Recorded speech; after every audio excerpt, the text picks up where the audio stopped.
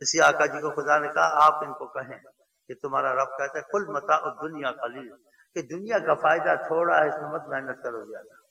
والآخرۃ خیر وابقیٰ، آخرت خیر اور ہمیشہ تمہارے پاس وہ نعمتیں نہیں، ادھر کے لیے زیادہ کرو۔ تو پھر تسبیح زیادہ پڑھنی چاہیے، کم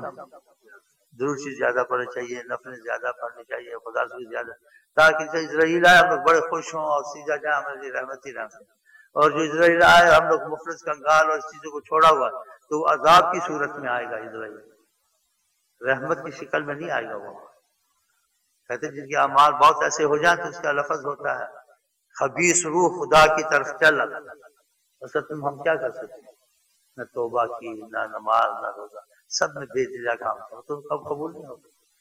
اور جو اس کے اعمال سارے اچھے تھے کہ گناہوں سے توبہ کی ہوئی تھی، ڈرتا رہتا تھا، تو قرآن کی آیتیں دیکھ رہے جب وہ آئیں گے تو روح سے بس کو تسلی دیں گے، ہاں نحن اولیاءکم، ہم تمہارے دوست ہیں، تم کو دیکھیں تو فرشتے ہیں، تمہیں پہلی دفعہ یہ گھبراؤ نہیں،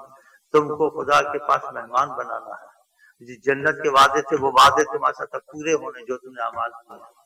اس کو تسلی سکون دے کر پھر اس کی جان کا اندر ہوگا۔ تو موت سے کوئی جان چھڑا سکتا ہے جتنے محنت کرتے